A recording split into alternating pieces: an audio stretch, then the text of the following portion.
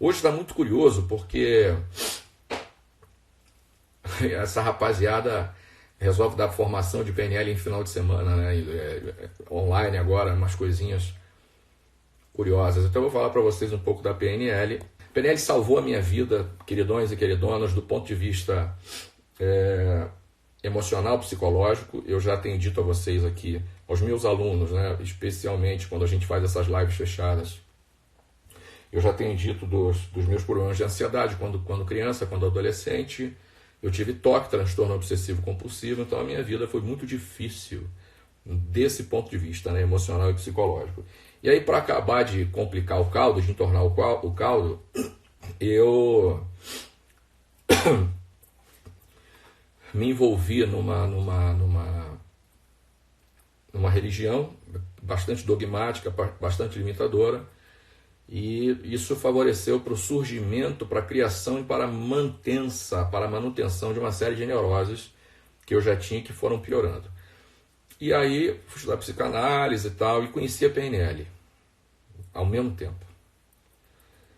E a PNL então salvou a minha vida nesse sentido. Eu consegui resolver as minhas questões todas, como salvou a minha vida literalmente, do ponto de vista prático, quando eu tive uma hemorragia cerebral e tive que usar tudo o que aprendi para sair daquele quadro difícil, que é um quadro difícil de um sujeito que está ali com sequelas imediatas de um AVC hemorrágico.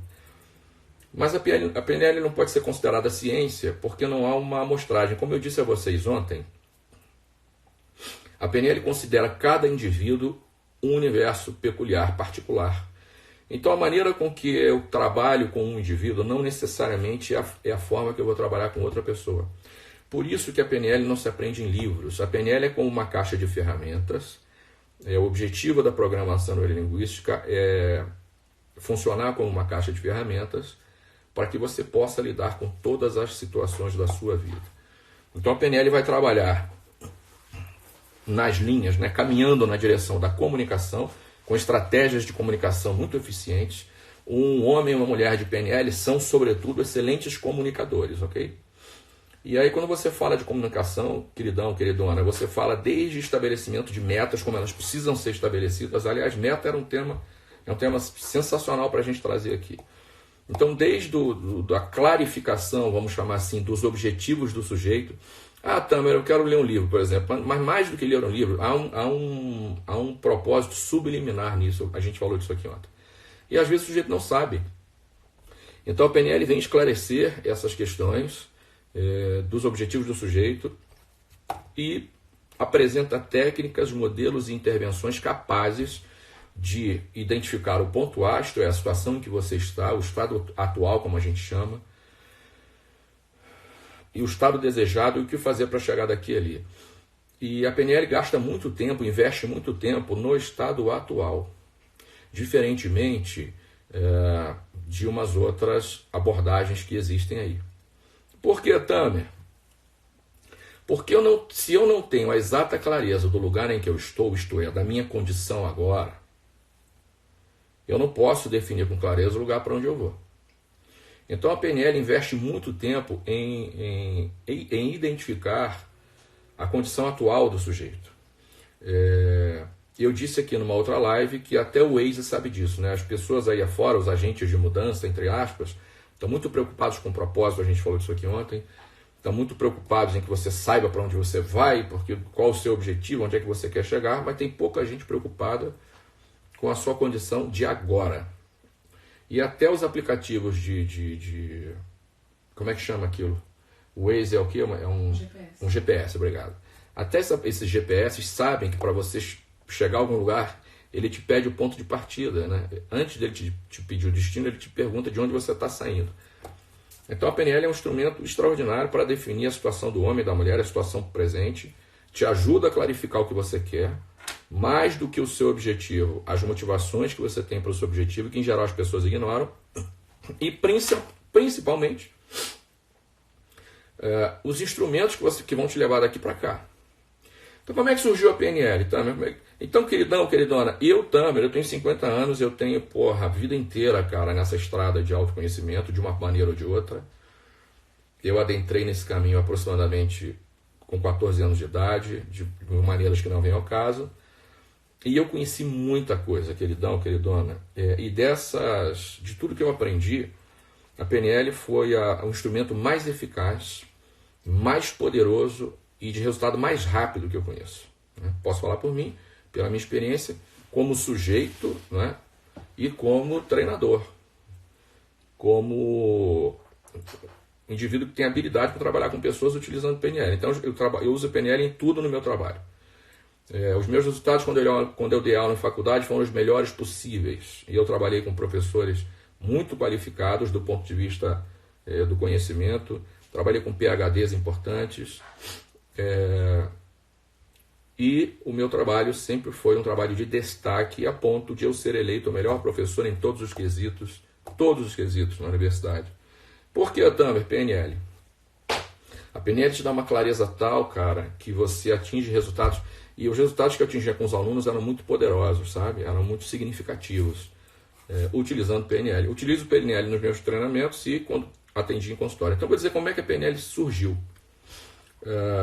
Havia na Universidade de Santa Cruz, na Califórnia, um jovem estudante chamado Richard Bandler. E esse cara foi convidado, atenção, Claudinha, você que está aí, logo depois da morte de Fritz Perls, esse cara foi convidado a catalogar os seminários que estavam gravados do Fritz Perls. E esse cara era um cara muito inteligente, ele tinha uma inteligência acima da média, e ele fez um laboratório na faculdade. Ele pediu ao reitor, que era à época um sujeito chamado Gregory Bateson, que é um cara muito importante, criador da teoria do duplo vínculo da esquizofrenia, tem livros sobre pensamento sistêmico extraordinários. Eu acho que ele não tem nenhum livro em português. Procure aí Gregory Bateson para ver se você encontra alguma coisa dele. Se você lê em inglês, vale a pena você procurar. E aí, porra, se fosse no Brasil isso seria impossível, né? Mas o Bandler virou-se pro reitor e falou: olha só, eu quero fazer um laboratório com a rapaziada aí, com os alunos. O reitor permitiu, desde que o aluno fosse acompanhado por um professor, que era John Grinder, que era um linguista acostumado a trabalhar com a gramática transformacional de Noam Chomsky. E lá foi então Bandler fazer laboratórios com os alunos, supervisionado pelo Grinder, e pasmem, ele começou a ter resultados melhores do que o Fritz Perls tinha. Ele começou a reproduzir, Claudinha, atenção, os resultados que o Fritz Perls tinha. E aí, cara, foi um rebosteio, né? Porque você imagina, surge um garoto. O que aconteceu? O que Bandler descobriu? Mais do que aquilo que o Fritz fazia, o Bandler descobriu como ele fazia. Isto é, o Bandler conseguiu identificar as bases, a estrutura do trabalho do Fritz Perls. E aí eles começaram a estudar outras pessoas. Isso que vocês ouvem muito falar hoje aí de terapia familiar, constelação familiar sistêmica, etc, etc. Quem começou com esse assunto, quer dizer, as bases desse assunto, digo na modernidade, né, na contemporaneidade, surgiu com uma mulher chamada Virginia Satir, nos Estados Unidos. Procura aí informações sobre ela. Era uma grande terapeuta familiar que resolvia casos nebulosos, cabulosos, né? Cabeludos, ela conseguia resolver. E essa mulher também foi objeto de estudo do Grinder e do Bandler. Isto é, nós da PNL temos instrumentos para trabalhar, para fazer aquilo que a constelação sistêmica faz. Porque a constelação sistêmica, na verdade, surgiu de um homem chamado Bert Hellinger. E esse cara viveu 18 anos na África, convivendo com uma tribo Zulu. E esse cara percebeu que os africanos, quando tinham alguém doente, quando tinham algum problema na aldeia, enfim, na tribo, eles invocavam seus ancestrais, os seus ancestres. Só que, claro, o Bert... Bert Hellinger, acho que estou dando o nome certo desse sujeito. Procura Bert Hellinger aí para mim. Isso não é terapia familiar. Ele morreu agora, tem, sei lá, 3, 4... Ele mesmo, é um velhinho. Ele morreu agora há 3, 4, 5 meses. Para a comoção do mundo inteiro, né, dos consteladores aí. E aí o Bert conviveu com esses africanos e, claro, ele não acreditava que eles invocassem o espírito dos mortos. O Bert acreditava que isso era um fenômeno do inconsciente coletivo de Jung, que alguns místicos chamam de noosfera, nos de gnose, né? De conhecimento. Então, noosfera, esfera do conhecimento, esfera da gnosis. E aí ele montou, né, ele estruturou a constelação sistêmica. Mas é um trabalho que já vinha sendo feito pela Virginia Satir, como eu disse, e outros pensadores. E nós da PNL temos instrumentos para trabalhar relacionamentos familiares, coisas mal resolvidas de pessoas que estão vivas e de pessoas que não estão vivas. A gente não invoca o espírito de ninguém, né? Pelo amor de Deus. O que a gente quer dizer pode ser que uma pessoa hoje tenha problemas, né, mal resolvidos com pessoas que já se foram, com pai, com mãe que se foram, enfim, com irmão, enfim, com pessoas importantes da família que já se foram. E a gente consegue desenrolar essas coisas com os conteúdos de PNL. E aí, além da Virginia Satir, além do Fritz Perls, esses caras conheceram o maior hipnoterapeuta moderno chamado Milton Erickson. Então a hipnose clínica, queridões e queridonas, é dividida em duas partes, antes de Milton Erickson e depois de Milton Erickson. Milton Erickson era um psiquiatra, psicanalista, paraplégico, tão notável na sua técnica hipnótica, tão notável que às vezes ele hipnotizava o cameraman que o estava filmando e o cameraman caía hipnotizado. Tamanha a destreza dos padrões de linguagem utilizados por Milton Erickson. Então Milton Erickson morreu acho que em 1980, 1981. E hoje, quando você fala de hipnose clínica, salvo uma exceção ou outra, nós estamos falando de hipnose ericksoniana necessariamente. Que não tem nada a ver com essa hipnose de palco, ok? Que é fazer o sujeito comer uma cebola e sentir o gosto de maçã. Isso é hipnose de palco, isso é espetáculo, não tem nada a ver com hipnose clínica. Aliás, tem um cara, acho que é uruguaio, muito famoso no Brasil, na década de 90, nos anos 90, que ele ia para a televisão, chamava-se Fábio Puentes. Muito dormindo, muito dormindo, muito dormindo. E aí ele hipnotizava as pessoas nos palcos dos programas de auditório do Brasil. Hipnose ericksoniana não tem nada a ver com isso. E nós da PNL aprendemos os padrões de linguagem de Milton Erickson. E a partir daí, a PNL foi se desenvolvendo e evoluindo para o que hoje nós conhecemos como a PNL da terceira geração, porque na primeira fase da PNL, ela considerava apenas a mente cognitiva, ok? Então todas as técnicas, todos os trabalhos, todas as abordagens da PNL até então, consideravam apenas a cognição do sujeito. A coisa evoluiu e através do trabalho de Judith Delosier, que era uma terapeuta corporal, nós trouxemos para as nossas abordagens, tivemos um avanço na técnica da PNL, porque ela deixou de considerar só a mente cognitiva e começou a considerar o corpo, isto é, a mente somática. Então, a PNL começou a envolver o corpo, né, a mente somática, nos seus processos, nas suas abordagens.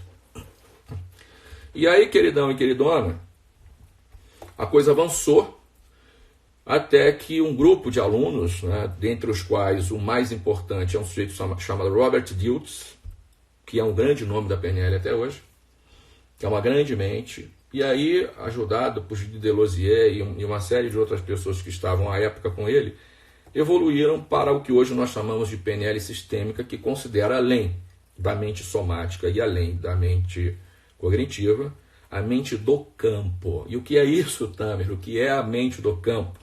É a energia toda que envolve o universo e as relações do homem, do ser humano, do homem e da mulher, com os seus contextos de interação. Então, tudo que não é você, tudo que está fora de você e se relaciona com você, está aí inserido na mente do campo, na sua energia. Algumas linhas de pensamento acreditam, por exemplo, que antes da enfermidade, qualquer enfermidade se manifestar no corpo, isto é, no soma, na mente somática, ela já se manifestou na mente do campo, isto é, na energia do sujeito. Estão entendendo, queridões e queridonas? Ou está uma linguagem muito difícil? Eu estou procurando simplificar, fazendo um esforço para simplificar a minha linguagem aqui. Se você está entendendo, dá um joinha. E se não, dá um negativo que eu vou rever aqui o que estou dizendo.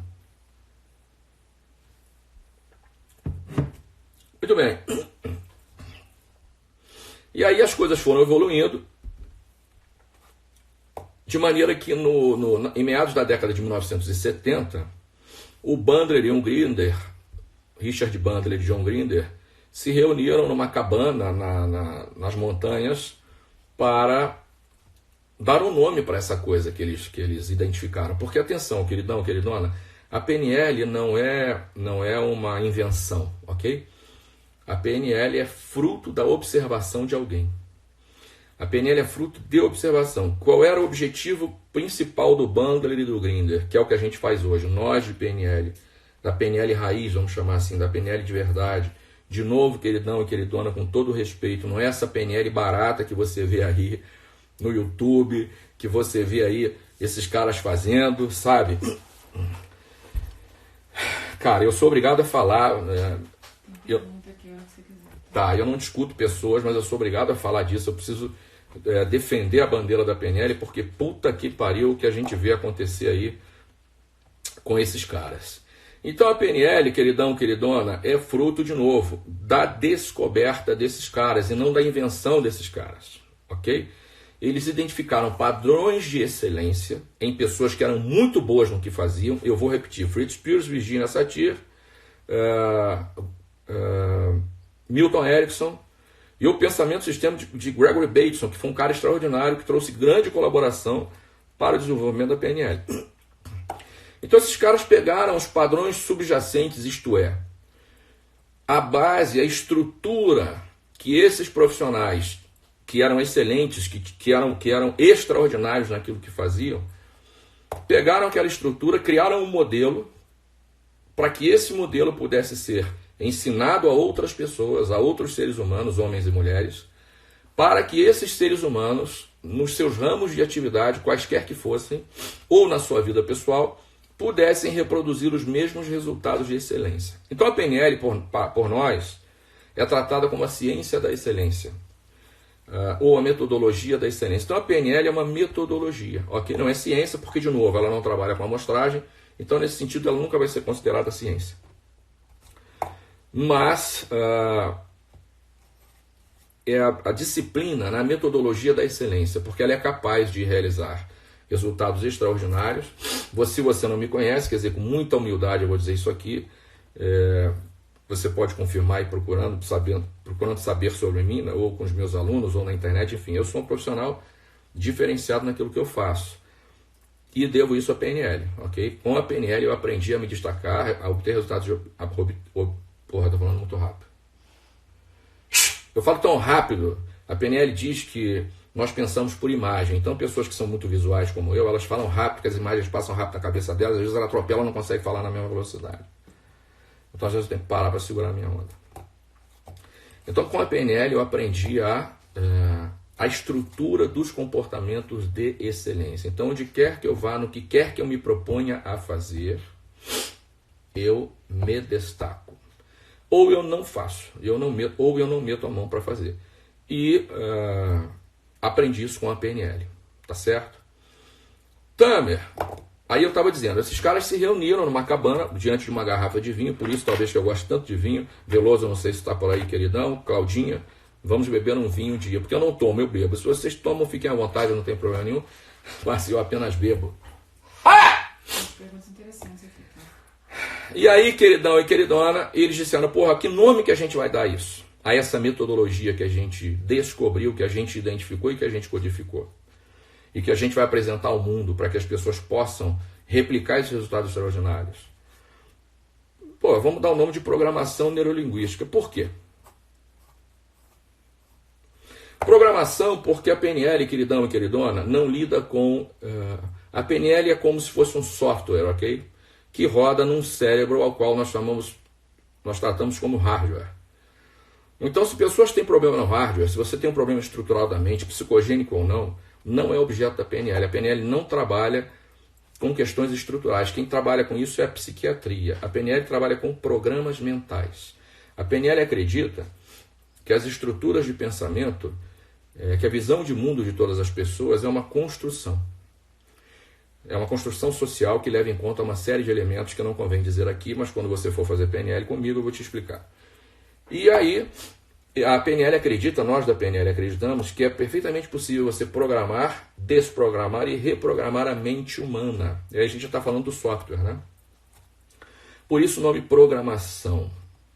Neuro, porque a PNL considera os processos neurológicos do sujeito. a maneira como ele pensa, estrutura os seus pensamentos, isso se transforma em emoção, isso se transforma em comportamento, se transforma numa maneira de atuar frente à vida, frente ao mundo. E linguística, porque a linguagem é o maior instrumento de comunicação, seja ela verbal ou não verbal. Então, haja vista que a mãe das terapias, que é a psicanálise, trabalha com a linguagem do sujeito e do terapeuta, mas sobretudo do sujeito, para curar. Então, a linguagem tem um poder extraordinário na construção da nossa visão de mundo, da nossa visão de nós mesmos, da nossa visão das outras pessoas. E a linguagem é um instrumento fundamental da comunicação. Ponto. E a comunicação é um instrumento fundamental dos relacionamentos. Ponto. Então, se não há linguagem, não há comunicação. Se não há comunicação, não há relacionamento. Deu para entender? É nisso que a PNL se apega e é com isso que ela trabalha, com padrões de linguagem, que podem fazer toda a diferença. Então eu vou parar por aqui, porque é muita coisa para vocês compreenderem, e depois a gente continua esse papo. Então a PNL não tem, eu preciso dizer aos senhores e senhoras, queridão e queridona, a PNL não começou como uma escola de terapia, e nem o é. A PNL não é uma escola de terapia, muito embora os profissionais estudados à época fossem profissionais terapeutas excelentes no seu mistério, excelentes no que faziam. Mas, claro, assim como ela pode ser utilizada em qualquer ramo de atividade humana, ela pode ser utilizada em terapia, como eu disse no início. Os conselhos de psicologia hoje permitem que a PNL seja utilizada nos consultórios como um instrumento de terapia focal breve. Eu, particularmente, fui convidado a montar um módulo de PNL aplicada à terapia focal breve para psicanalistas em formação. E aí eu montei um módulo para ensinar PNL como técnica de terapia focal breve para profissionais psicanalistas, né? Estudantes de psicanálise. Então, quando eu fazia consultório, quando eu trabalhei em consultório, todos os meus pacientes e as minhas pacientes foram tratados com os modelos técnicas e modelos técnicas e intervenções da programação neurolinguística, a quem eu devo a excelência do meu trabalho, a quem eu devo a pessoa que eu sou hoje. Então, todas as minhas neuroses, porque eu quero dizer ao senhor e à senhora, queridão, queridona, se você não me conhece, não me leve a mal, eu quero dizer a você que você é neurótico também, porque todas as pessoas do mundo são neuróticas, umas mais, outras menos. A diferença é que há uns que são tratados e tratáveis, outros não são tratados, e essa é a diferença. Eu sou um neurótico tratado e em tratamento eterno, ok? Porque a PNL me permite isso, identificar os meus padrões cotidianamente e trabalhá-los. Eu vou parar de falar para poder responder perguntas, senão não paro de falar. Quando eu falo da PNL, me dá uma empolgação, levantou até o meu astral. Então eu sou muito grato à banda Lili Grinder por terem oferecido ao mundo, apresentado ao mundo essa ferramenta, esse instrumento poderoso de comunicação. E aí eu vou encerrar dizendo o seguinte, tem uma frase minha, uma dica minha, dica do Tamer. Todos os problemas do ser humano se devem a falhas na comunicação. Todos, Tamer, todos. Todos. Se você tem depressão, se você tem ansiedade, se você tem qualquer problema emocional, você tem uma falha na comunicação intrapessoal, isto é, você tem uma falha na forma como você comunica ao mundo para si. O seu olhar sobre o mundo está defeituoso. Há algum problema na maneira como você interpreta as coisas, como você percebe as coisas. E se você tem problema na relação com os outros, é uma falha na comunicação interpessoal. E todos os problemas do homem ou são com ele próprio, na comunicação que ele tem com ele, ou na comunicação que ele tem com os outros. Pessoas, queridões e queridonas, por isso que eu digo que a comunicação interpessoal, ou seja, minha com o outro, depende fundamentalmente da comunicação intrapessoal. Porque se eu não me comunico bem comigo, dificilmente eu vou ter uma comunicação fluida com o outro, sabe? E pessoas bem resolvidas do ponto de vista intrapessoal, dentro, ok, queridões e queridonas? Então, se eu tenho uma comunicação bem estabelecida comigo mesmo, eu tendo a ser uma pessoa mais resolvida. E se eu sou uma pessoa mais resolvida, eu tenho perfeitas condições e equilíbrio para resolver qualquer questão através da comunicação. Muito embora a comunicação tenha técnica, né? Tanto assim que a PNL existe, para ensinar a técnica de como se comunicar eficazmente, para ter resultados, como se comunicar com eficiência para ter resultados eficazes. Mas qualquer pessoa deveria saber resolver qualquer problema ou conflito por meio da comunicação. E a gente não consegue. Os seres humanos em geral não conseguem. Pergunta, queridão, queridona. Já sei que é homem porque ele está dizendo assim, estou no 2º casamento. Queridão, você está com sorte. Eu tinha um amigo que tinha 7 casamentos. Quando eu conheci ele estava no 7º, isso já tem, sou 1990, 20 anos, 30 anos, 90, 2000, 2010, caralho, 40 anos. Muito bem, 30 anos. Enfim, eu não sou bom da matemática de Aristóteles, Esse cara estava no 7º, viu, queridão? E eu dizia, fulano, mas você está no 7º casamento? Como é assim? Eu acho que ele só perdia para Vinícius de Moraes, que teve 9, salvo engano. Ele dizia, Valtinho, me chamava de Valtinho. Valtinho, eu gosto muito de casar, só que para casar tem que separar. Olha que pensamento filosófico interessante. E ele já estava no 7º. Porra, hoje, 30 anos depois, ele já deve estar no, sei lá, no 11º. Então, queridão, no 12º, sei lá, no 13º. Minha mulher é maravilhosa, axé. Sou um privilegiado na vida, axé. Minha filha tem saúde, axé. Temos uma boa relação, axé nós todos. Sinto que não consigo ser feliz totalmente, apesar da vida perfeita, pois tenho sempre o pensamento e o sentimento de que deveria estar com a minha família, ou seja, minha primeira mulher e minha filha. Então, pelo que eu estou entendendo, ele não mora com a filha, ou melhor, a filha não mora com ele. PNL me ajudaria com esse sentimento? Queridão, a PNL te ajuda com qualquer coisa, desde que você queira. Isso eu afirmo para você. Pode escrever que eu assino embaixo. Agora, não tem mágica. Porra, precisa entender, porque é muito estranho. Você está casado, já está no 2º casamento, e aí você está... Esse fato, queridão, de tá tudo bem, minha mulher é maravilhosa, porra, foda-se, isso não interessa em nada. Você estou casado de novo, minha mulher é ótima. Isso não tem nada a ver com a primeira história, sabe? Uma coisa não tem nada a ver com a outra. O fato da sua mulher atual, né? Mulher atual é horrível. O fato da sua mulher ser maravilhosa, vocês viverem muito bem, etc., não significa que vocês devessem estar casados ou que você não quisesse estar com a primeira mulher.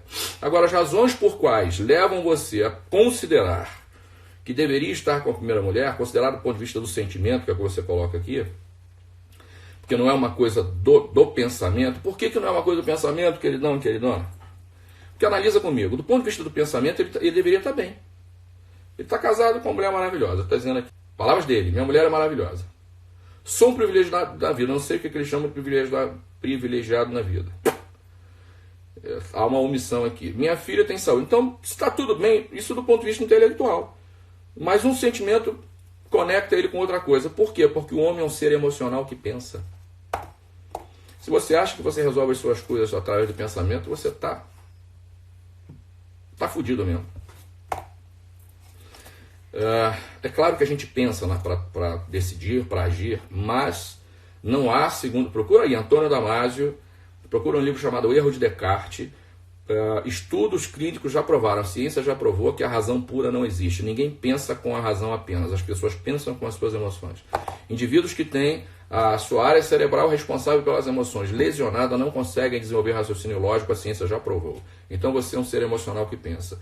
Agora, queridão, precisa investigar o que é que te conecta à pessoa lá atrás. Há muitas hipóteses.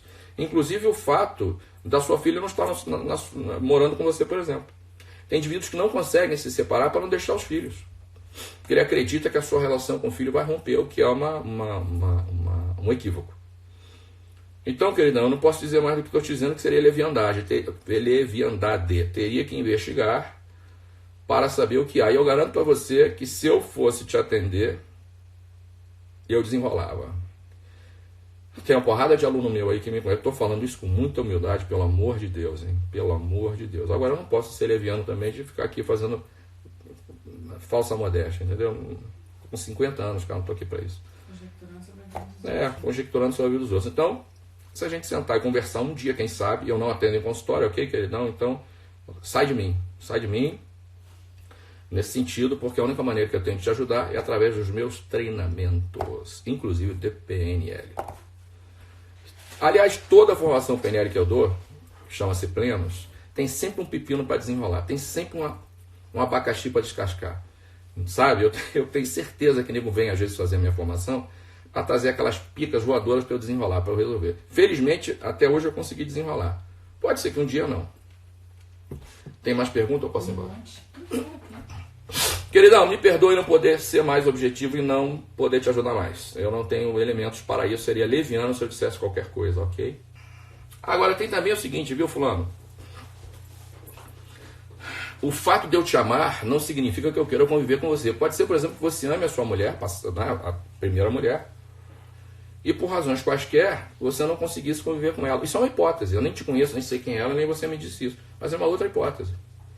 Então, tudo é hipótese. Por isso que o julgamento é leviano. Se você que esteve na minha live de ontem, acho que você vai entender mais ainda. Por isso que o julgamento é leviano. Eu preciso conversar com você para entender o que está acontecendo no seu ori aí. Léo Aranda, a minha sugestão é, ao final, você fazer outra meditação como aquela. Você tá de sacanagem, né, queridão? Você não pode estar querendo isso, cara. Eu não posso fazer aqui, queridão, porque o sinal não segura. A minha preocupação é as pessoas entrarem no estado aí, cai o sinal e elas vão ficar no estado aí, entendeu? Então, quando eu começo um processo, eu tenho que ter condição de terminar o processo. Tá? Então, eu não vou fazer online aqui, porque não dá. Com essa porrada de gente que tá aí. Só por isso, tá? A gente, enfim, não vou fazer uma coisa online, porra, aí eu não consigo fechar o loop e sei lá como as pessoas vão ficar do lado de lá. Eu tenho uma responsabilidade em relação a isso, não posso fazer. Marina Forster. Estou em busca do meu autoconhecimento, a gente já sabe, Marina. Raquel pede para o Tami discorrer sobre eu já não sou quem era, mas eu ainda não sou outra coisa. Não sou outra pessoa, deve ser. Porque é óbvio que você está no processo, né? Hoje eu não sou quem eu era ontem, é isso que eu estou dizendo? E amanhã eu não serei o que sou hoje. Suponho que seja isso. Está me parecendo papo de maluco, viu, Marina? Eu não estou entendendo isso aqui. Desculpa, eu preciso entender melhor também. Como manter as metas nas adversidades? É simples. Cris, queridona! Ô Cris, uma meta bem estabelecida tem alguns elementos. 3 principais. Antes da gente falar de meta. Ok? Antes de eu sentar o rabicó na cadeira para estabelecer as minhas metas e os critérios por quais eu vou conquistá-las, eu tenho que ter em mente 3 elementos. Número 1. A meta precisa ser controlada e mantida por mim, senão não é meta. Eu fiz um treinamento famoso aí no Brasil há 20 anos, há exatos 20 anos, e o treinador foi dizer para nós o seguinte, que o exemplo que ele usou de meta foi o seguinte, por exemplo, se você quiser ser promovido, é uma excelente meta. Aí eu levantei a mãozinha, eu já era de PNL, levantei a mãozinha. Eu estava começando a PNL. Falei, é mesmo? É. Aí eu perguntei para ele, mas o senhor pode controlar o fato de ser promovido? Por mais qualificado que o senhor seja? Aí eu fiquei quieto para não atrapalhar o treinamento do moço, né? Mas ser promovido não é meta, pode ser aspiração, ok? Desejo muito, aspiro muito. Agora, meta, eu não posso controlar que eu vou ser promovido, por mais qualificado que eu seja. Sabe? Vai que tem alguém menos qualificado que eu, mas é amante do patrão. A verdade é essa. Vai que tem alguém menos qualificado do que eu, mas é sobrinho do patrão e ele resolve botar lá. Então eu não posso garantir que eu vou ser promovido, por mais qualificado que eu seja. Então isso não é meta, isso é aspiração, é qualquer coisa menos meta. Então tem que ser criado, controlado e mantido por mim, senão não é meta. Entendeu? Tem que ser suficientemente motivador. Ah, não tem motivação, então não é meta. Não dá. E você tem que ter flexibilidade, porque para manter as suas metas nas adversidades, você tem que ter flexibilidade mental. E aí quando você senta o rabicó para estabelecer a meta, você tem que ter flexibilidade de alternativas para chegar onde você quer chegar. A PNL diz o seguinte, quem tem uma alternativa não tem nenhuma. Quem tem duas tem um impasse, tem uma crise, tem um conflito. Então, para que você tenha em PNL alternativa, você tem que ter pelo menos 3. Então, de novo, antes de você sentar o rabicó para estabelecer meta, ela pode ser iniciada e controlada por mim? Não, então não é meta, esquece. Pode, então a gente avança. Ela vale a pena pagar o preço, ela é suficientemente motivadora, porque tem gente traçando meta dos outros, cara. Tem gente aí, tem mulher, tô falando da mulher, porque mulheres para mim são seres especiais. Tem mulher aí se fudendo toda para emagrecer, Porque o objetivo é do marido, o objetivo é da sociedade, não é dela. Então, cara, a tua meta, ela tem que valer a pena, ela tem que ser suficientemente motivadora para você pagar o preço dela. Senão não é meta. É motivadora? Não, então não é meta. A gente continua. A terceira você tem que ter flexibilidade, ok? Mental. Sem flexibilidade. Heráclito de Éfeso, filósofo. O rio atinge os seus objetivos porque sabe contornar os obstáculos. Então escuta um bobo, que sou eu, não é Heráclito, né? Escuta Heráclito, vai nele que tu vai bem. Falou, Cris, respondi aí? Aí para falar de como estabelecer uma meta legal, aí tem que... A gente fala... Enfim, deixa eu seguir o enterro. A partir do momento que você usa as ferramentas da PNL para os mesmos problemas, com conteúdos diferentes e estruturas semelhantes... Exemplo, tratamento de fobia. Ainda assim não é ciência? Porra, assim, a senhora é cientista, eu não. A senhora é cientista, eu não. Pode ser. O que ela está dizendo aqui é o seguinte, queridão. Por exemplo, eu vou trabalhar uma fobia. Como é que ela fala aqui? Conteúdos diferentes. Então, o que é conteúdo para nós? No caso da fobia. Um tem fobia de barata, outro tem fobia de aranha, outro tem fobia de perereca, outro tem fobia de lagartixa, como eu já peguei isso tudo. Outro tem fobia de homem, outro tem fobia de mulher. As fobias são diferentes. Eu tenho fobia de homem. Se eu chegar muito perto de mim, eu fico desagadado. Eles insistem em me agarrar, me abraçar, me beijar. Tem uns aí que insistem. Aí eu fico em crise, mas tudo bem. Marcelão, não sei se o Marcelão tá aí. É um beijoqueiro do caralho. Ele me abraça, me beija. Então vamos lá. Não importa o objeto da sua fobia. As estruturas que criam e mantêm uma fobia são as mesmas para todos os casos. É isso que ela está dizendo aqui. Então, Thaís é doutora em nutrição, já falei isso aqui. Eu penso que não, porque embora, quando você faz uma amostragem, quero crer, mas você é especialista nisso ou não, ele vai trabalhar com conteúdo, não com a forma, né? Então eu teria que pegar, sei lá, 10 caras que têm fobia de barata. Imagino que seja assim, né? O que é uma pena. Tamer, PNL e religião. Alguém que segue alguma religião consegue estudar PNL sem que as suas crenças influenciem nesse estudo? Tiago, olha só. Deveria poder, ok? Isso não tem nada a ver com a PNL, tem a ver com o sujeito, com as crenças do sujeito. Porque tem pessoas que vão dizer que PNL é coisa do Satanás. Como há pessoas que dizem que regressão é coisa do Satanás. Eu conheço bem essa rapaziada aí. Posso falar de cadeira. Então tem uma galera... Uma vez eu fui fazer um treinamento, preste atenção, um treinamento de empreendedorismo do Sebrae. O maior treinamento de empreendedorismo do Sebrae. Aí tinha uns livros lá à mesa sendo vendidos e eu peguei um livro que era de um ex-padre chamado Lauro Trevisan. O livro está aqui em algum lugar. Eu olhei e falei, e aí ele dizia assim, não sei o que do subconsciente. Só para você saber, subconsciente não existe, ok? O que existe é inconsciente. Mas era lá, acho que era não sei o que do subconsciente. Eu olhei e falei, interessante, sabe o que o cara falou?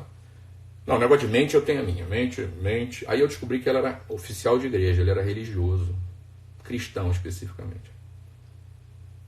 Então isso não tem nada a ver com a PNL, tem a ver com o religioso. A PNL não interfere nas crenças de ninguém, PNL não é religião. PNL é uma disciplina, é uma metodologia para fazer você pensar melhor e se comportar melhor diante da vida. Entende? PNL não entra no mistério, no se o cara cria no Shangri-La, no Oxalá. Não é objeto da PNL. A PNL te ensina a desenrolar os novelos da sua mente, compreende? E para que você funcione melhor na vida, em todos os sentidos da sua vida, em todas as áreas da sua vida. Essa é a proposta da PNL. Aliás, eu vou dizer mais. Muitos desses religiosos aí, outro dia não, tem algum tempo, eu vou citar o nome aqui porque eu estou falando a mais absoluta verdade. Há alguns anos, num sábado de manhã, liguei a televisão na minha casa, quem é que estava pregando? O pastor Silas Malafaia, e o Silas Malafaia ensinando a igreja dele um conteúdo sobre sistemas representacionais, que é objeto da PNL. Então, muitos desses pastores e líderes religiosos utilizam a PNL como instrumento de comunicação. Eu vou abrir um vinho aqui em homenagem à Banda de Grinder, em homenagem ao momento maravilhoso em que eles se reuniram para dar nome a essa ciência que eu adoro, pela qual eu vivo, à qual eu dedico o meu trabalho, a minha vida profissional. Devo tudo na minha vida à PNL, tudo, absolutamente tudo. Sou muito grato aos meus treinadores que me treinaram. Então, queridão, queridona, eu chamei a minha mulher na hora. Quando eu vi o Malafaia falando do que estava falando, eu chamei e disse: Ricardo, olha isso aqui. Ele estava falando. Eu tive um aluno, o Tiago, na Universidade Cândido Mendes. Ele era obreiro da Igreja Universal. E ele falou, aí eu falei, em alguma aula eu trouxe um conteúdo qualquer de PNL. Eu falei, também engraçado, eu sou obreiro lá da Universal, a gente estava fazendo um curso sobre isso lá. Eu não sei se eles fazem ainda, tá, Tiago? Mas eles ensinam PNL nas igrejas. A PNL é um instrumento tão poderoso de comunicação, que ela pode ser usada, inclusive, para manipular as pessoas.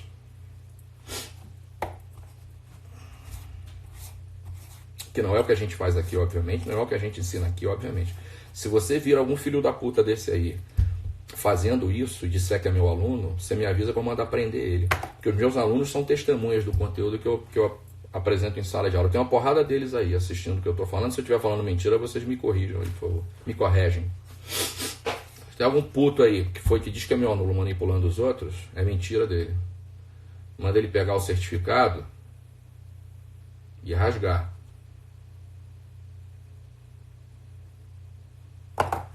Continuando.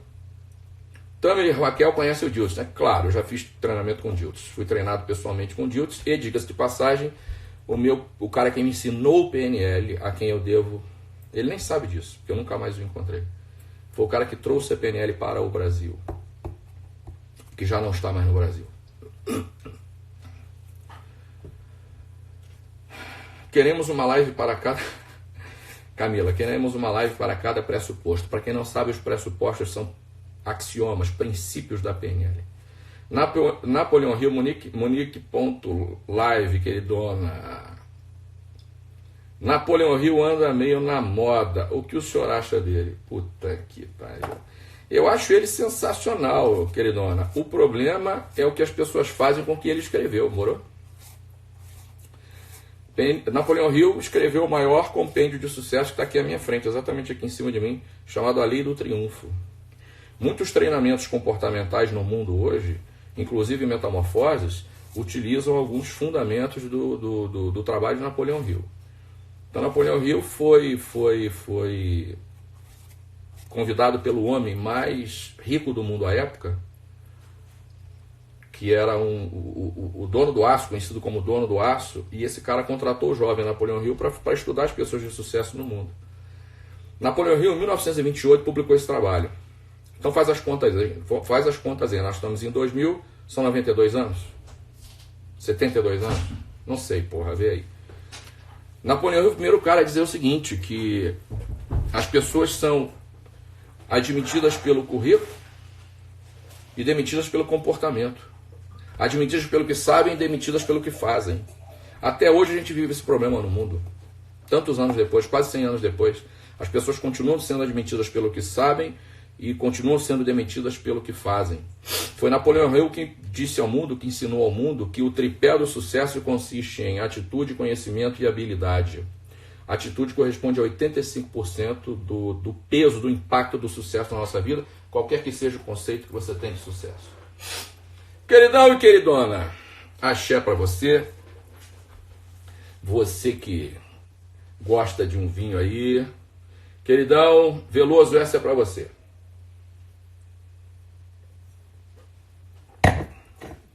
Em homenagem à banda de Grindr, estou muito agradado. Então, queridona, o Napoleão Hill, eu tenho todos os livros dele aqui. É um grande cara. Para vocês terem uma ideia de como ele tinha razão, vamos falar do Lula, que é uma personagem pública aí, não é? Independentemente da sua opinião sobre ele. Nós não vamos discutir o Lula, nós vamos falar de fato. Eu não discuto pessoas, eu discuto fatos, né? Então, o primeiro diploma que o Lula recebeu na vida, dito por ele, foi o diploma de presidente da República do Brasil, porque trata-se de um analfabeto funcional. O Lula mal sabe falar o português. Lula era torneiro mecânico por profissão. Eu suponho que não tenha sido um torneiro muito hábil, porque ele deu o dedo a decepar, né? Ele deixou que o dedo fosse decepado no exercício da sua função. Então, um sujeito hábil no manejo do torno não vai perder o dedo, né? Mas ele foi considerado pelo Baracalos, não foi Baracalos? O cara, chamado de o cara. Então, o Lula tinha uma competência interpessoal extraordinária. O Lula transformou o PT numa religião. O Lula conseguiu eleger a sua sucessora mulher. Então, o primeiro presidente elegeu um sucessor e sucessor mulher. O Lula conseguia ter diálogo com todas as pessoas de todos os lugares, todos os partidos, enfim, no mundo inteiro. E a sua sucessora conseguiu se cagar toda exatamente porque ela não tinha as habilidades interpessoais do Lula, embora tivesse um diploma universitário. Isso nós descobrimos por meio do Napoleão Hill. Essa teoria, né, vamos chamar assim, aprendemos com ele. E eu não tenho dúvida, na minha vida está mais do que provado que pessoas com atitude... É claro que o conhecimento é importante, né? Porque se eu não tivesse conhecimento, eu não estava aqui, né? Como é que eu vou falar de PNL se eu não sei PNL? Como é que eu falo de psicanálise se eu não sei psicanálise? Então, claro que o conhecimento é importante, a gente não está discutindo isso, né? Pelo amor de Deus. O Tamer falou que conhecimento não vale nada. Puta que pariu, eu não estou falando isso. Agora, a forma valoriza o conteúdo, ou não. A forma define o conteúdo, ou a aplicabilidade do conteúdo. Cris Souza de novo. A PNL foi a primeira ferramenta para a expansão do ser. Muito significativa na minha vida pessoal e profissional. Obrigada sempre, Tamer e Raquel. Axé, queridona. Nanda F4. Nanda, me perdoe, não sei quem é. Não me lembro. Enfim, com esse codinome. Acho que é codinome, chama Nick, sei lá o quê. Minha vida é perfeita, mas sempre tem um mas. Queridona, se não tivesse mais, a gente podia morrer, né?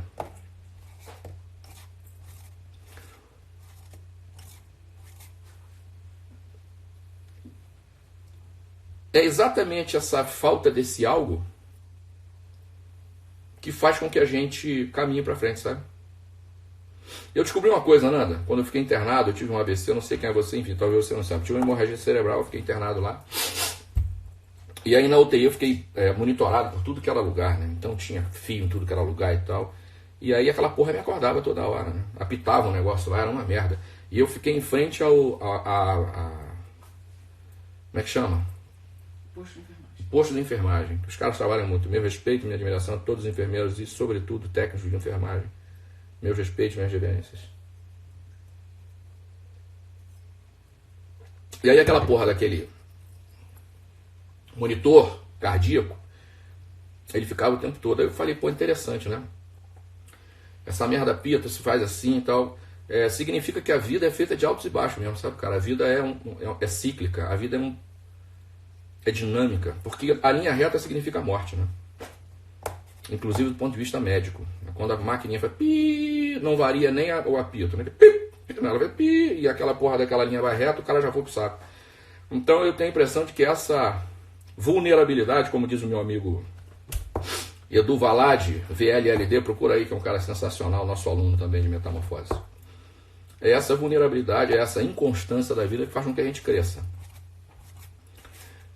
Roberta Martins. Queridona! Tá lá em onde? Em Santa Catarina, sei lá onde é. E o Erlen. Porra, escola de fotografia. Não sei se o Erlen tá na fotografia. Como, onde aprender PNL de verdade? Queridona. Esta pergunta, você tá me ofendendo com essa pergunta. Queridona, vem pra cá, vem em mim que eu sou facinho. Aqui você vai aprender PNL de verdade. Quando está tudo bem, a vida perde a graça. Pois é, exatamente. Eu não sei se é tão assim, né? O homem gosta de novidades por natureza. Será? Será não. É. Uma das necessidades... Por isso que eu disse aqui para a Marina e para vocês outro dia, que a vida é mais do que sobrevivência. A sobrevivência é uma necessidade humana. A segurança é uma necessidade humana essencial. Mas todos os seres humanos necessitam novidade. Tanto assim, que muitos casamentos acabam porque uma das partes do casamento vai buscar novidade fora. Porque é incapaz de trazer para dentro. Você, queridão, queridona que é casado, quando você quiser novidade, traz a novidade para dentro do seu casamento. Não precisa buscar fora. Então a novidade, Solange, é uma necessidade humana essencial. Por isso que a rotina é enfadonha, por isso que a rotina é cansativa, por isso que ninguém suporta a rotina, porque as pessoas necessitam novidade. O sujeito está numa empresa, ele não está estacionado, não consegue crescer, não consegue evoluir, porra, ele pode estar ganhando tubos de dinheiro, ele já começa a dar uma câmera no rabo, ele já quer ir embora, porque ele quer. É uma necessidade humana essencial. Tanto a novidade quanto a evolução, crescimento e evolução, são necessidades humanas essenciais. Todos têm. Aguenta aí, se você tiver pergunta, vai fazendo.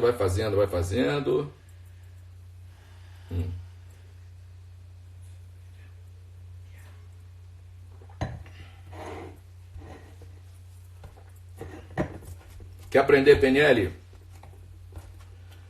Queridona, queridão, vem pro Plenos. PNL raiz, PNL na veia. É o que, mulher? Acabou? 3 últimas aí. 3 últimas para eu ir embora. Essa questão de 3 alternativas é fogo. Luísa quer escolher a roupa que vai vestir e eu tiro 3. Obviamente, a senhora tem obrigação de fazer isso. Porque essas crianças... A menina está com 2 anos? 2. Você vê o que é? A criança hoje, o que é o senso de identidade da criança? A criança hoje com 2 anos escolhe até o que vai vestir. Solange, de novo, Arcanjo da Vida. Você casa com uma pessoa e com a convivência descobre que tem métodos diferentes. Métodos diferentes? O que são métodos? É por isso que eu digo a vocês, a PNL é poderosa por isso. Quando você diz métodos diferentes, isso significa um vício de linguagem chamado omissão ou deleção. Então, há uma omissão na sua linguagem que eu não consigo entender o que você quer dizer com métodos diferentes. Eu precisava que você fosse mais específica. Se eu estivesse junto de você agora, eu ia fazer 2, 3 perguntas e eu ia descobrir o que você quer dizer com isso. E aí ela pergunta, você casa com uma pessoa e com a convivência descobre que tem métodos diferentes. Como fazer? Separar ou aceitar a outra? Olha, queridona, eu disse mais ou menos isso aqui ontem. A convivência é uma arte, a convivência é complexa, é um desafio. Então, eu devo ter um mínimo de condição de conviver com os diferentes, tá certo? Sobretudo numa relação de casamento, que não é brincadeira. Mas eu não posso me vender nos meus valores, porque quando você... Existe um conceito em PNL chamado rapport, que é empatia, a gente vai explicar depois. Então a PNL diz o seguinte, quanto mais... A PNL não, sou eu que estou dizendo.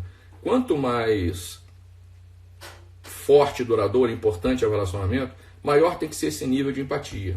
Então esse nível de empatia ele tem que sair do comportamento, né? A gente faz as mesmas coisas, anda nos mesmos lugares, aqui, tem que partir para uma coisa chamada valores. O que é valores? Aquilo que é importante. Quando a gente vende os nossos valores, a gente está vendendo a alma para o diabo. Quando a gente vende, não é possível. As mulheres são mestres em fazer isso, elas ficam esperando que o outro mude, porque, de novo, mulheres são seres especiais.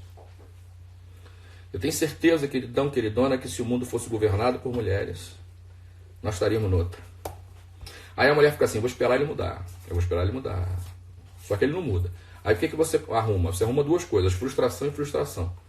Então, queridona, ouça os mais velhos, lide com o outro com aquilo que ele tem para dar. Se aquilo que ele tem para dar agride você nos seus valores, aí não há o que fazer. Aí tem que sacudir a poeira e dar a volta por cima. Se não for algo que contraria os seus valores, se for algo no nível do comportamento, isto é, se for algo que você possa conversar e ajustar, beleza. Eu vou dar um exemplo. Eu, Tamer, Solange, para mim, nas relações humanas, os semelhantes se atraem. Esse negócio de os opostos se atraem é só na física. Então, para mim, gente honesta, mulher honesta, não anda com homem vagabundo. Homem honesto não anda com mulher vagabunda. Homem picareta não casa com mulher trambiqueira. Mulher séria não... Homem picareta não casa com... Homem sério não casa com mulher trambiqueira. E mulher séria não casa com homem trambiqueiro. Aí você vê uma mulher casada com um trambiqueiro. Ela é tão boazinha. Ela é igual a ele. Pode! Escreve aí que eu assino. O Tamer que disse, eu estou assinando. Não tem jeito. Eles podem ser muito diferentes na maneira de se comportar, né? Um é mais falante, o outro é mais calado, um é mais, sei lá, expansivo, o outro não é. Mas no nível dos valores, quando o buraco é mais em cima, porque não é mais embaixo não, o buraco é mais em cima. Esse negócio de buraco embaixo, alguém inverteu aí a ordem dos fatores. Quando o buraco é mais em cima, eles são iguais. Eu fico com todas as minhas antenas, entendeu? Quando eu vejo um filho da puta, quem tá do lado, eu digo, mais cedo ou mais tarde, quem tá do lado vai mostrar a que veio. Desculpa estar falando assim, você que está chegando agora que não me conhece, mas é assim que funciona aqui, né? Eu sou isso que você está vendo aí. Gabi12.m. Mande um abraço para Portugal. Quem é essa pessoa? Não. Queridona ou queridão? Acho que é uma mulher. Não tenho certeza. Amo vocês, lusitanos, ok? Um abraço e um axé para Portugal e para o povo português que mora no meu coração. Aliás, diga-se de passagem, tem um aluno aí que é meu Márcio de PNL, grande amigo, queridão, Jorge Portuga. Eu sacaneio ele sem, ele me chama de Brazuca, eu chamo ele de Portuga. Ele está em Portugal, meu queridão. Posso ir embora, queridão e queridona? Tem mais coisa aí? Tem que ter. Vou mandar não só um abraço para Portugal, mas mando um axé também para Portugal. Para quem não sabe o que significa axé, axé é uma palavra do idioma Yorubá que significa poder de realização, como também significa amém. É o amém do hebraico, né? É o axé do Yorubá, que significa assim seja. Axé, assim seja.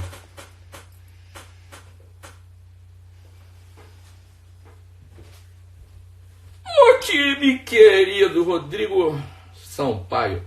Tio Tames, você acredita que a vida pode ser determinada por um acontecimento na vida? Pode, queridão. Acredito que pode. Determinada no sentido de marcar para sempre a tua vida, né, cara? Se é isso que você quer dizer com essa pergunta. Eu tive alguns momentos muito marcantes na minha vida que foram determinantes para que a minha vida tomasse uma direção, sabe? Uma outra direção. E isso serve para o bem e para o mal. No meu caso, especificamente, foi para o bem. Wilson Rangel, o nada sei de Sócrates te livra do acho. Te faz investigar. Ótimo isso, claro. Claro. O sujeito de PNL, o sujeito que sabe PNL, a mulher que sabe PNL, o homem que sabe PNL, ele parte do princípio de que nada sabe. Quando ele vai lidar com outra pessoa, ele pega o modelo de mundo dele, a visão de mundo dele, enfia no coador. Eu disse coador. Ele pega o modelo de mundo, enfia no coador e começa a trabalhar com o modelo de mundo do outro. E eu não sei nada sobre o modelo de mundo do outro até que eu comece a fazer perguntas. É por isso que a PNL é poderosa, porque ela te ensina a fazer a pergunta certa e não a resposta pronta. Para a PNL não há resposta pronta. Então, quando as pessoas me perguntam, tá, eu não tenho resposta, eu só faço pergunta, só tenho pergunta para fazer. Sabe? Quando eu estou diante de alguém, seja esse sujeito meu aluno, meu paciente ou meu treinando, eu só sei que nada sei, eu não tenho resposta, eu só tenho perguntas. Agora eu sei fazer as perguntas. Essa é a diferença de quem sabe e de quem não sabe fazer pergunta. Porque até para fazer pergunta tem foco, né? Você tem que saber a direção da pergunta. Márcia A4245, eu não sei quem é e não consigo ver a foto, me perdoem se é alguém que eu conheço, pela foto eu não identifico. Márcia, penso que é muito difícil trazer novidade para casamento. Isto é uma crença, viu, Márcia? E eu respeito a sua crença, obviamente. A minha crença e a sua têm o mesmo valor. Eu vou mudar, se você me permite, Márcia, essa palavra, o difícil pelo desafiante. Agora também depende daquilo que você entende por novidade, ok? Novidade para mim é trazer o novo, ponto. Nem que o novo seja você pegar o seu marido ou a sua mulher e sair para jantar num dia de semana, numa segunda-feira que ninguém sai para jantar, abrir uma garrafa de vinho, beber um vinho e bater um papo que talvez vocês nunca façam porque trabalham pra cacete, porque tem filho. Aí chega em casa, a mulher vai ter que cuidar da casa, fazer comida, passar roupa, lavar roupa, limpar a casa e os caralho. Às vezes vai ter que estudar, aí vai dormir de madrugada para no outro dia levantar e não consegue nem se ver. Então, novidade é possível. Para tudo que se quer, a ferramenta se tem. João Guimarães Rosa, Grande Sertão Veredas. Thaís Wecani. Normalmente as pessoas lidam com a idealização que fazem do outro e não como o outro é. Óbvio, nós queremos, cara, que o outro seja o que a gente quer que ele seja. Esse negócio de mudar o outro, esquece esse negócio de mudar o outro, cara. Entendeu? Há pessoas que, de vez em quando alguém me pergunta isso, porque o outro não sei o que eu faço. Não faz nada, porra. A gente tem que lidar com o outro com aquilo que ele tem pra dar. Com o que ele é e não com o que eu gostaria que ele fosse. Agora, se o que ele é muito distante, porra, como é que eu casei com esse alguém que é tão distante do meu ideal, sabe? Será que eu casei com a ingenuidade que esse sujeito ia mudar a tal ponto de se tornar o que eu quero que ele seja? Que ele não vai saber o que é, porra, obviamente. Eu já salvei alguns casamentos, inclusive o meu, algumas vezes. Inclusive o meu. Eu tô casado há 22 anos. Nesses 22 anos, minha filha, você imagina. Então, claro, a PNL, de novo, nos dá a ferramenta para desenrolar qualquer problema, desde que a gente queira, esteja disposto. De novo, depende de mim, eu posso controlar? Estou disposto a pagar o preço? Eu tenho motivação suficiente para bancar essa parada aí? Eu tenho flexibilidade? Porque tem gente que sofre da síndrome de Gabriela. Eu nasci assim, eu cresci assim, você sempre assim. Então se fode assim.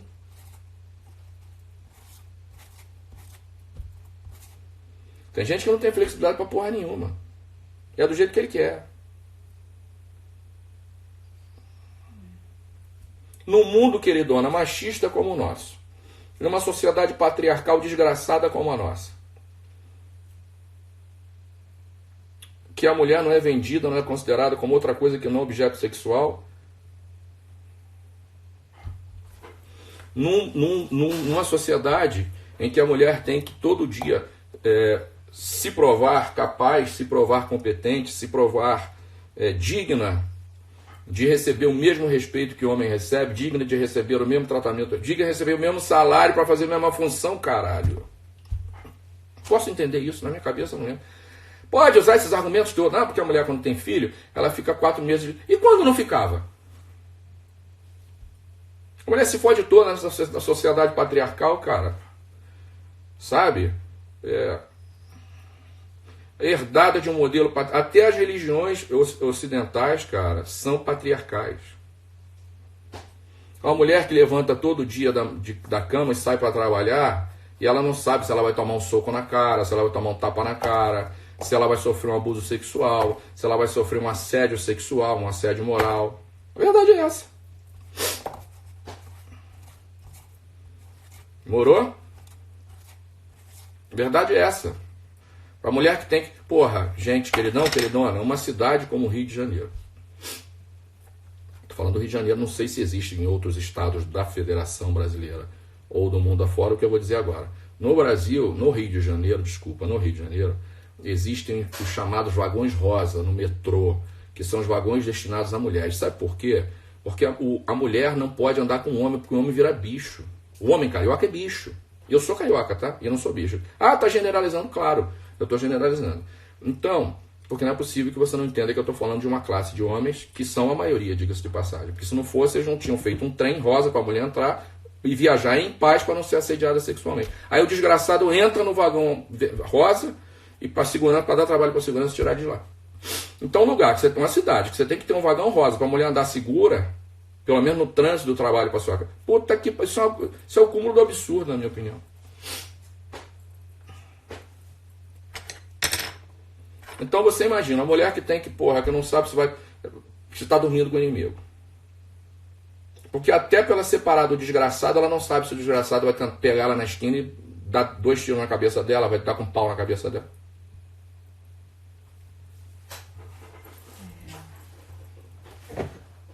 Por isso, eu vou falar o que eu falei ontem, eu vou repetir aqui.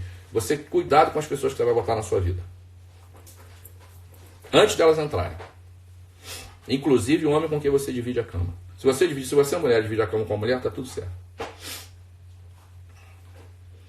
O problema é você botar um homem na sua cama e esse homem resolver te matar no dia seguinte porque você resolveu ir embora. Porque você está cansado de apanhar. O que mais?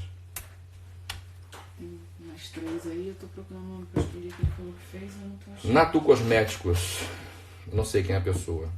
Eu também não sei. Eu salvei o meu por 16 anos. Depois percebi que não dependia só de mim e ponto final. Axé, queridão ou queridona. Porque não depende só de nós mesmo. Um relacionamento depende de dois, né? O relacionamento é um sistema, queridão, queridona. A PNL diz assim, a PNL sistêmica, que é a PNL que eu vivo e que eu acredito, que eu pratico, que eu ensino, diz assim: um sistema se organiza na harmonia ou no caos. Então o relacionamento é um sistema. Qualquer que seja o relacionamento. Tem mais de um? Tem, é um sistema. E esse sistema, às vezes ele vive num conflito tal que uma parte, se ela não sabe... Isso é constelação familiar, tá? Isso é trabalhar relacionamento. Se uma das partes não vem para fora e consegue enxergar aquilo de fora para fazer o que precisa fazer, para mexer naquela engrenagem do sistema, tem jeito. Como é que chama a pessoa? Olena Bezerra, acho que é isso. Se não for, me perdoe, queridona. Com o isolamento social, o índice de violência doméstica subiu. Sim, queridona. O que você acha disso? Eu acho que é um bando de pessoas incapazes de viver consigo próprias. Eu acabei de falar, não sei se você estava aqui na primeira live, no início, a comunicação interpessoal depende da comunicação intrapessoal. Se eu sou um sujeito desequilibrado, se eu tenho um ego fragilizado, se, enfim, a gente estava falando disso hoje, eu e um aluno aí, sobre isso. Se o sujeito não tem uma relação intrapessoal bem estabelecida, numa situação de crise, numa situação que foge ao natural, ele se desequilibra. E se ele desequilibra, ele pode se tornar violento. Sabe? Esse é um excelente momento, Olena, para as pessoas, na minha percepção, olharem para si, sabe? Casais, cara, excelente oportunidade dos casais se relacionarem, fortalecerem o seu relacionamento, inclusive sexual. Sobretudo casais que têm filho, porque filho demanda pra cacete, sabe? Mas as pessoas preferem se comer na porrada. Aí eu pergunto, qual é a qualidade dessa relação que no momento em que os dois ficam juntos, sozinhos, a violência aumenta? Será que é o confinamento? Só? Que confinamento justifica você partir para uma situação dessa? Desequilíbrio, cara. Desequilíbrio. Gente desequilibrada.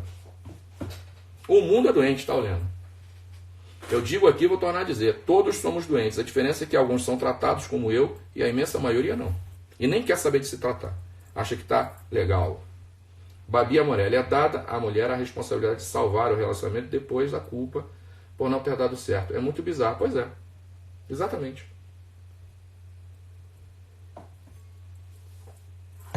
Existem homens mintomaníacos, isto é, que têm mania de mentira.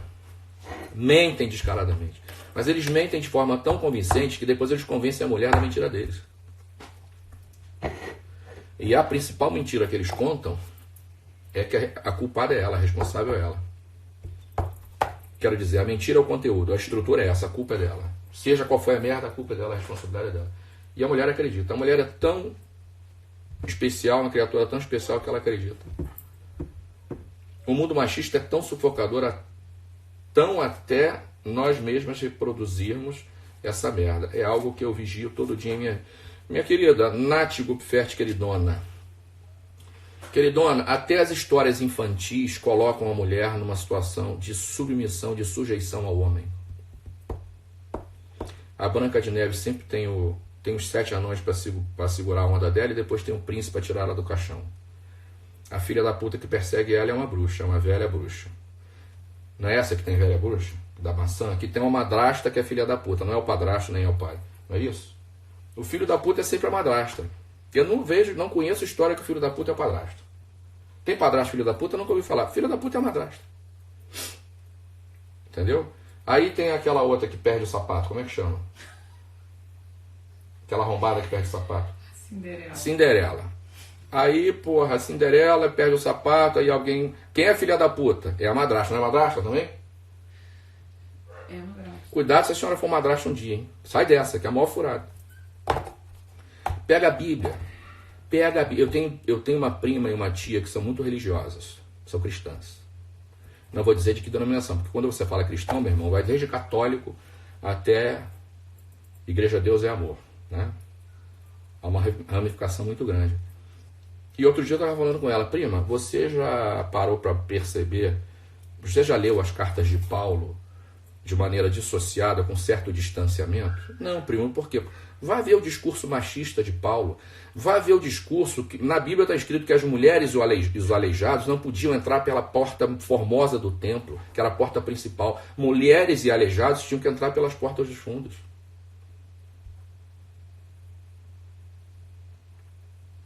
São poucas as religiões cristãs no mundo em que a mulher tem cargo de autoridade, em que a mulher pode entrar com uma função importante. Aí vem aquela conversa de pra boi dormir, né? Não, mas as mulheres são muito importantes, as senhoras são muito importantes. São só para botar flor no púlpito da igreja, para isso elas são importantes. São importantes para visitar as viúvas, para varrer a igreja, limpar a igreja, são responsáveis pelas comissões que varrem a igreja, são responsáveis pelos grupos de senhoras que vão visitar os doentes, os presidiários e os asilos. Para isso elas servem. Para mandar na igreja? Ah, puta que pariu, senhora. Olha, não conheço, tem umas por aí que eu não conheço, existem, eu sei que existem, mas eu pessoalmente não conheço. Eu vou encerrar minha fala dizendo isso. Essa questão da mulher, como tantas outras na sociedade, são... Eu disse aqui que há dois tipos de crença, mas há níveis diferentes de crença, não vou falar disso hoje. Mas o que eu quero pedir para você pensar é o seguinte: muitas das crenças que você tem na sua vida, você queridona e você queridão, talvez você não se dê conta, elas vêm de modelos religiosos, limitantes, sabe? Todas as limitações do homem, como sociedade, como sistema, advém de crenças limitantes. E a maioria delas advém de religião. Leia o livro de Nuno Cobra. Eu ganhei esse livro, um aluno meu me emprestou e eu comprei, ele está aqui, eu já mostrei para vocês, e eu já indiquei para muitos alunos. Nuno Cobra, curiosamente, fala no livro uma coisa que eu já falo em Metamorfoses há 16 anos, que o Metamorfoses tem 16 anos. Tripé de anulação na vida do sujeito. Pais, pai e mãe, escola e religião. Depois a gente discute sobre isso. Leia A Semente da Vitória no Cobra, que você vai ver isso aí. Então, muitas das crenças que nós usamos como referência e como parâmetro advêm de modelos religiosos limitantes e a gente nem se dá conta. Estou falando mal da religião de ninguém. Acho que para mim toda religião é boa, desde que ela te faça uma pessoa melhor. Se a tua religião não te faz uma pessoa melhor, para si mesmo, sobretudo, e para o mundo, está na hora de você refletir e, quiçá, arrumar outra. Se a tua religião não faz de você uma pessoa melhor, eu conheço uma porrada de gente aí, ó, que usa o quarto olho, aquele olho que bota aqui, quarto olho, né? Só falta flutuar, levitar, muda de nome tudo, recebe um nome iniciático, mas que é um perigo.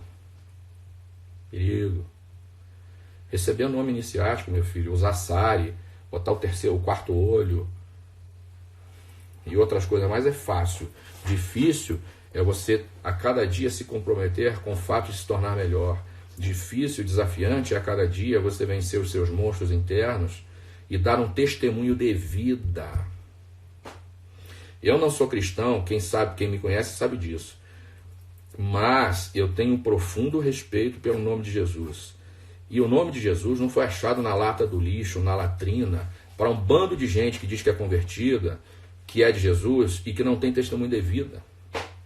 E que está jogando o nome de Jesus na lama. Um nome honrado, com uma história de vida honrada, sem entrar no mérito de que é filho de Deus, não estou entrando nesse mérito. Porque se a gente entrar nesse mérito, aí fudeu de vez.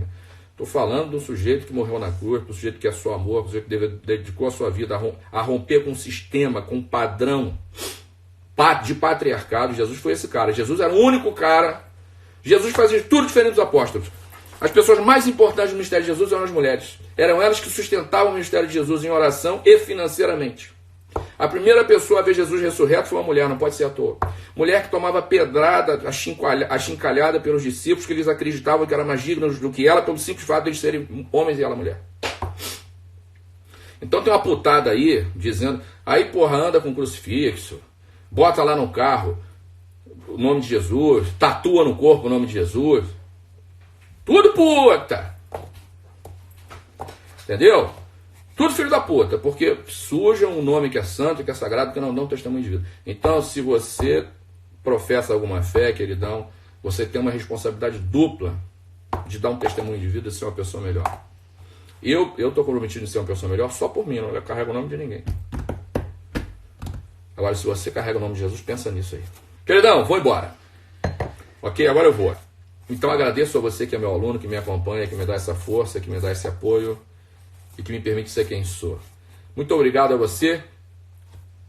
Salve Jesus, salve a luz, salve a força e salve a fé. Grande abraço. Até!